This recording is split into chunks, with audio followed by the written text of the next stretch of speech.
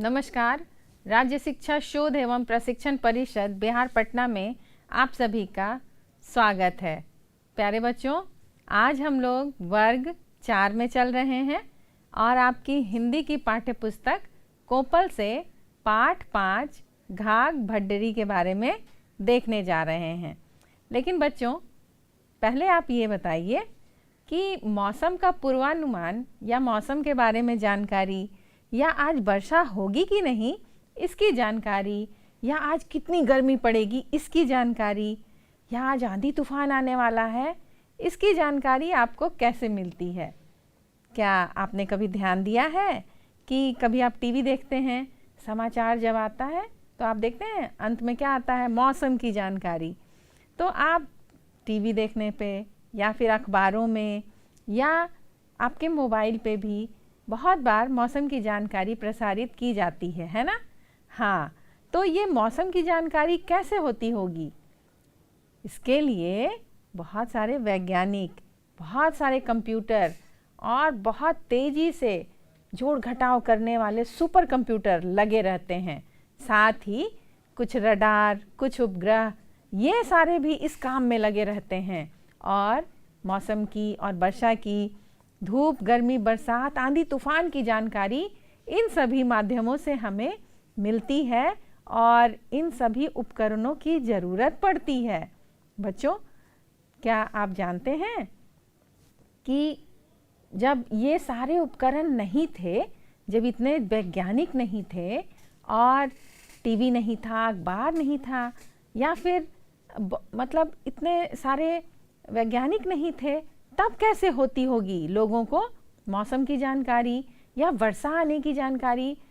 किस आधार पर वो खेती करते होंगे?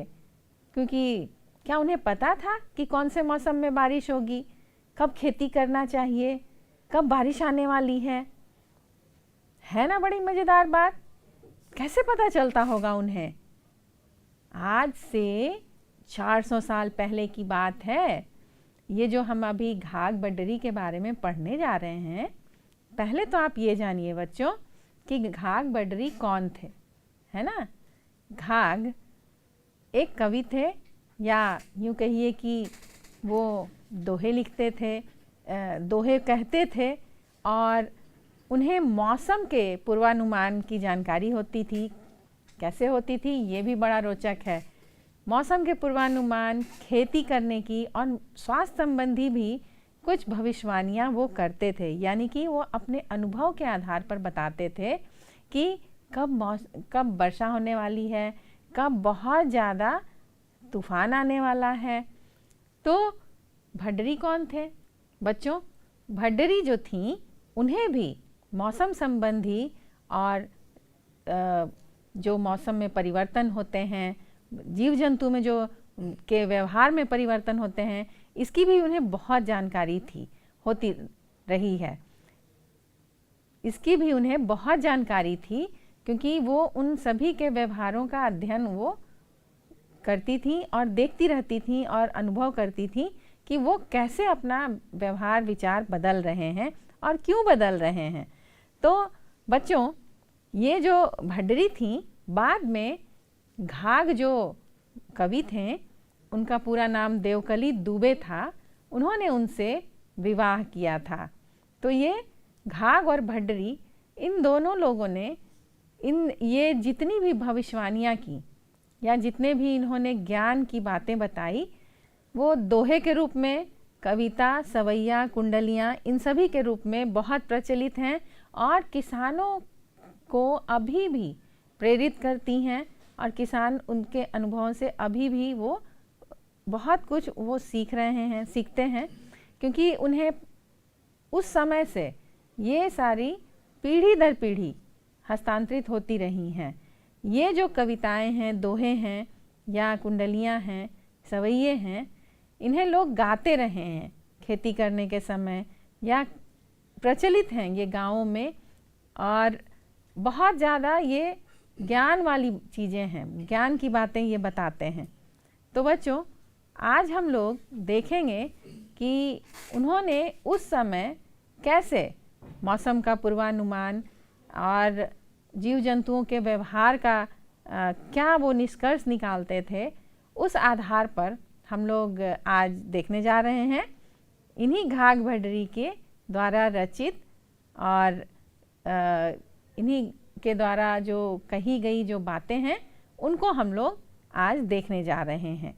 क्योंकि ये तो बहुत ही मज़ेदार बात है कि 400 साल पूर्व भी इन्हें मौसम का ज्ञान था और मौसम का पूर्वानुमान हो जाता था कि, और वो जान जाते थे कि अगर बहुत ज़्यादा बादल है तो बारिश होने वाली है, बहुत तेज़ हवाएं चल रही हैं तो आंधी तूफान आने वाला है। तो ये सब अध्ययन के द्वारा, यानी कि उन्होंने अपने अनुभव के आधार पर ये सारे ज्ञान प्राप्त किए थे। तो चलिए बच्चों, हम लोग चलते हैं और देखते हैं घाघ भड्डरी ने कौन कौन से दोहे, कविता या कुंडलियाँ लिखी थी। उनमें से कुछ हम लोग आज यहाँ पढ़ेंगे और देखेंगे। सबसे पहला है बच्चों, जैसा कि उन्होंने लिखा है कि उत्तर चमके बिजुरी, पूरब बहती बाऊ, घाघ कहे सुन भड्डरी, बरघा भीतर लाऊ। बच्चों, यहाँ क्या कही जा रही है, क्या आप समझ रहे हैं? देखिए, उत्तर चमके बिजुरी, यानी कि जब उत्तर की तरफ से बिजली चमकने लगती है। पूरब बहती बाऊ, पूरब की तरफ से हवा बहने लगती है। यहाँ बाऊ मतलब हवा। घाघ कहे सुन भड्डरी, यानी घाघ अपनी पत्नी भड्डरी को कह रहे हैं, बरघा भीतर लाऊ। बरघा बताइए क्या हो सकता है? पशु है ना, बैल। बरघा भीतर लाऊ। चलिए देखिए, हम लोग इसके अर्थ को भी देखेंगे, हम लोग कविता भी पढ़ेंगे और अर्थ को भी देखते चलेंगे। चलिए इसके अर्थ को भी देखते हैं। जब उत्तर की दिशा में बिजली चमकती हो और पूरब की वायु बहती हो तो घाघ कहते हैं कि हे भड्डरी सुनो, बैलों को घर के अंदर ले आ, वर्षा अवश्य होगी। कहने का अर्थ है कि उन्होंने उस समय के मौसम और मौसम में होने वाले परिवर्तनों के अनुभव के आधार पर वो इस तरह की भविष्यवाणियाँ करते थे। बच्चों, जो ये भविष्यवाणियाँ करते थे उनकी भविष्यवाणियाँ इतनी सटीक होती थीं कि लोग उन्हें भविष्यवक्ता ज्योतिष भी कहने लगे थे। क्योंकि मौसम संबंधी या स्वास्थ्य संबंधी या जानवरों के व्यवहार और व्यवहारों के प्रति भी उन्होंने बहुत सारी भविष्यवाणियाँ की हैं। और जानवरों कि जानवर क्यों चीख रहे हैं, कब जानवर खुश हो रहे हैं, या कैसे वो किस परिस्थिति में वो परेशान हैं, इन सभी बातों का वो अध्ययन उन्होंने अनुभव के आधार पर किया था। वो उन्हें बहुत ही ध्यानपूर्वक देखते थे और उसका अनुभव करते थे। देखिए दूसरा जो लाइन है, औवा बौआ बहे बतास, तब होवे बरखा के आस। औवा बौआ बहे बतास, तब होवे बरखा के आस। बच्चों बताइए इसका अर्थ क्या हो सकता है? देखिए, औवा बौआ मतलब इधर उधर से जब हवा, बयार का अर्थ है हवा, बहने लगती है तब वर्षा की आस हो जाती है, यानी कि वर्षा होने वाली हो जाती है। चलिए देखिए इसका भी हम लोग अर्थ देखते हैं। अगर वर्षा ऋतु में कभी इधर कभी उधर, कभी तेज कभी मंद अनिश्चित हवाएं चलने लगे तो जानो कि पानी अवश्य बरसेगा।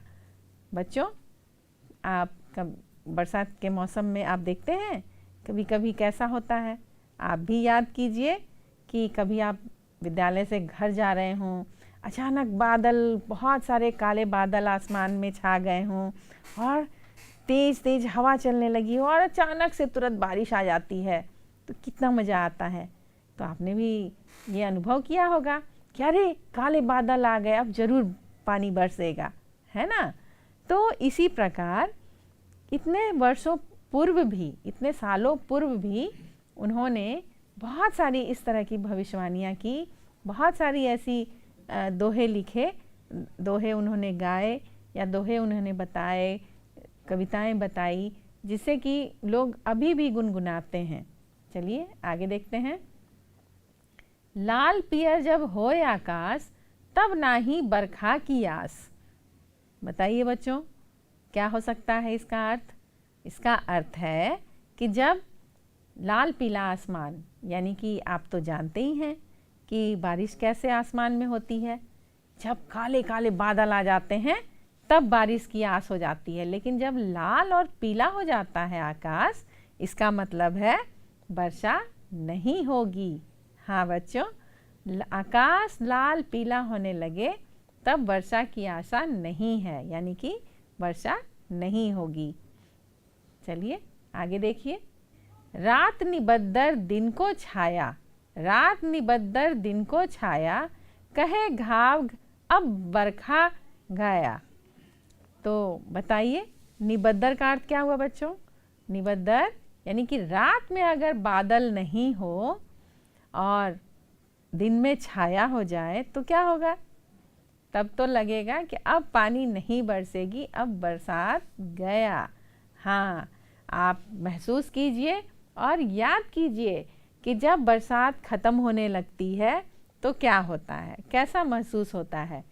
आपने ज़रूर ध्यान दिया होगा, जब आप इस कविता को पढ़ रहे हैं, जब आप देख रहे हैं, तो आप भी अपने मन में उन्हीं सब दृश्यों को याद कर रहे होंगे कि कैसा कैसा होता है और कैसे वर्षा होती है, कैसे बादल जाने लगते हैं, कैसे बरसात का मौसम ख़त्म होने लगता है।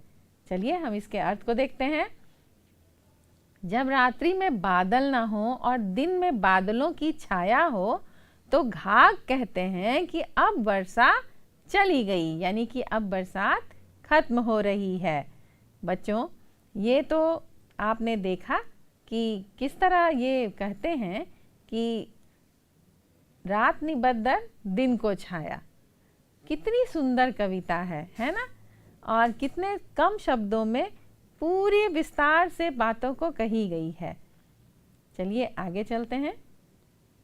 उल्टे गिरगिट ऊंचे चढ़े, बरखा होई भुई जल बढ़े। उल्टे गिरगिट ऊंचे चढ़े, हमारे साथ साथ आप भी गाइए बच्चों। उल्टे गिरगिट ऊंचे चढ़े, बरखा होई भुई जल बढ़े। है ना? क्या कहा जा रहा है बताइए। इसका अर्थ है बच्चों कि जब गिरगिट के व्यवहार को आपने देखा है, जब गिरगिट उल्टा उल्टा चलकर ऊपर चढ़ने लगता है तो इसका मतलब है कि अब वर्षा आने वाली है। और भूमि जल बढ़े, यानी कि भूमि में जल का जो स्तर होता है, लेवल होता है, पानी का लेवल, वो बढ़ने वाला है।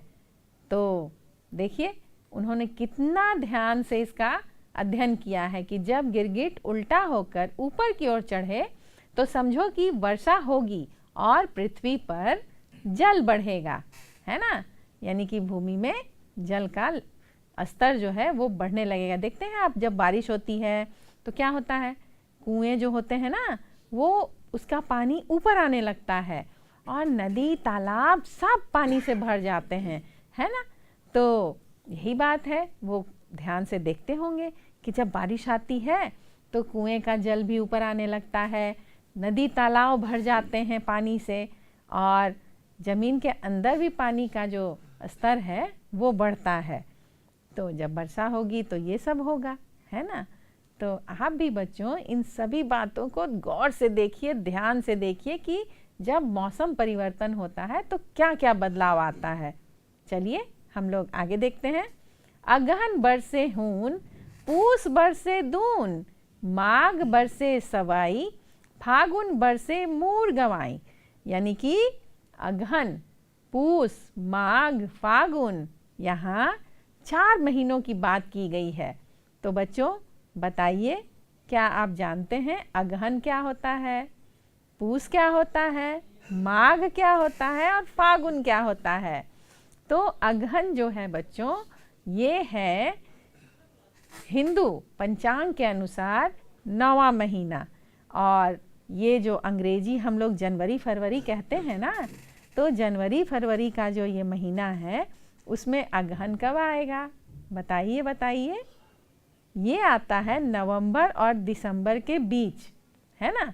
अगहन इसको कहते हैं। और उसके बाद पूस कब आता है? दिसंबर से जनवरी के बीच। ये है पंचांग के अनुसार 10वां महीना। तो बच्चों अगहन, पूस, उसके बाद माघ, है ना। तो माघ कब आता है बच्चों? जनवरी और फरवरी के बीच। और फिर आता है फागुन। फागुन है 12वां महीना। हिंदू पंचांग के अनुसार ये है 12वां महीना। तो फागुन कब आता है? फरवरी और मार्च के बीच। मतलब ये तिथि के अनुसार आता है, लेकिन हम लोग अंग्रेजी जो पंचांग, अंग्रेजी कैलेंडर को हम लोग देखते हैं, जनवरी फरवरी तो दिसंबर में आ जाता है 12वां महीना। लेकिन जब आप हिंदू कैलेंडर को देखेंगे, हिंदू पंचांग को देखेंगे, तो आता है फागुन 12वां महीना। याद रहेगा बच्चों? बताइए। अगहन 9वां महीना, पूस जो आता है वो 10वां महीना, माघ 11वां और फागुन 12वां महीना। है ना मज़ेदार? तो देखिए अगहन में क्या होता है। अगहन में जब, चलिए हम लोग उसके सब अर्थ को देखते हैं। कविता जो अभी हमने कही, यदि अगहन में वर्षा हो तो फसल अच्छी होती है, और अगर पूस में वर्षा हो तो दुगनी फसल होती है।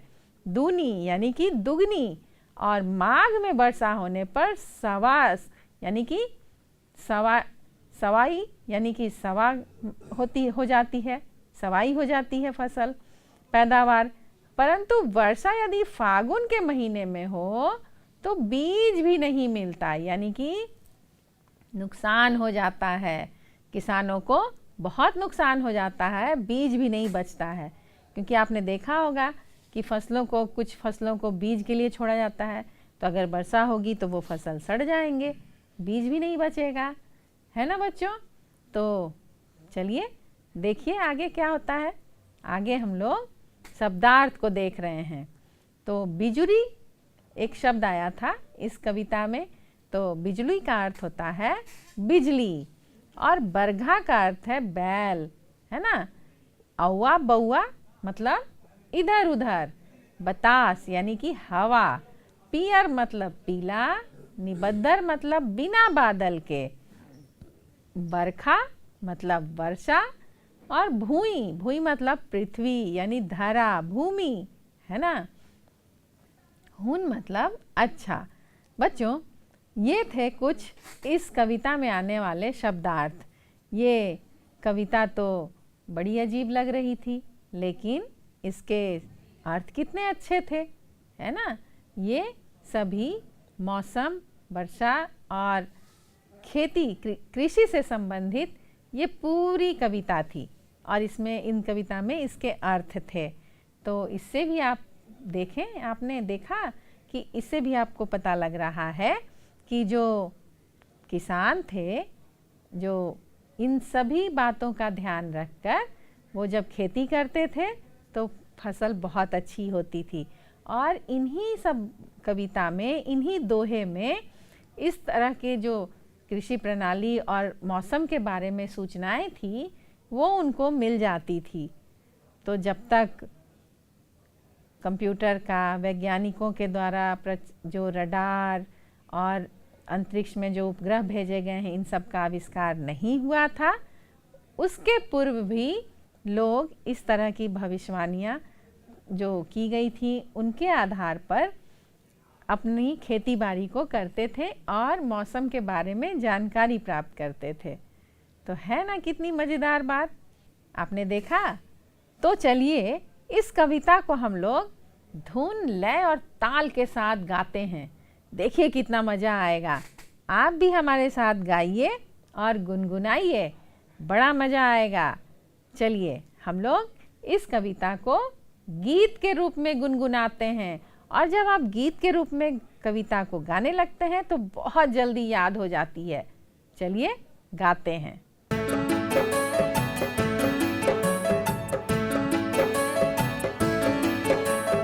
उत्तर चमके बिजोरी, पूरब बहती बाऊ, घाघ कहे सुन भट्टरी, बरधा भीतर लाओ। उत्तर चमके बिजोरी, पूरब बहती बाव। घाघ कहे सुन भड्डरी, बरधा भीतर लाओ। अर्थात जब उत्तर की दिशा में बिजली चमकती हो और पूरब की वायु बहती हो, तो घाघ कहते हैं कि हे भड्डरी सुनो, बैलों को घर के अंदर ले आ, वर्षा अवश्य होगी। औवा बौआ बहे बतास, तब होवे बरखा के आस। औवा बौआ बहे बतास, तब होवे बरखा के आस। अर्थात अगर वर्षा ऋतु में कभी इधर कभी उधर, कभी तेज कभी मंद अनिश्चित हवाएं चलने लगें, तो जानो कि पानी अवश्य बरसेगा। लाल पियर जब होए आकाश, तब नाही बरखा की आस। लाल पियर जब होए आकाश, तब नाही बरखा की आस। अर्थात आकाश लाल पीला होने लगे, तब वर्षा की आशा नहीं है। रात निबद्दर दिन को छाया, कहे घाघ अब बरखा गया। रात निबद्दर दिन को छाया, कहे घाघ अब बरखा गया। अर्थात जब रात्रि में बादल न हो और दिन में बादलों की छाया हो, तो घाघ कहते हैं कि अब वर्षा चली गई। उल्टे गिरगिट ऊंचे चढ़े, बरखा होई भुई जल बढ़े। उल्टे गिरगिट ऊंचे चढ़े, बरखा होई भुई जल बढ़े। अर्थात जब गिरगिट उल्टा होकर ऊपर की ओर चढ़े, तो समझो कि वर्षा होगी और पृथ्वी पर जल बढ़ेगा। अगहन बरसे हूँ, पूस बरसे दून। अगहन बरसे हूँ, पूस बरसे दून। माघ बरसे सवाई, फागुन बरसे मोर गवाई। माघ बरसे सवाई, फागुन बरसे मोर गवाई। अर्थात यदि अगहन में वर्षा हो तो फसल अच्छी होती है, और पूस में वर्षा हो तो दूनी फसल होगी, और माघ में वर्षा होने से सवाई पैदावार होती है। परंतु वर्षा यदि फागुन के महीने में होती है तो बीज भी नहीं मिलता।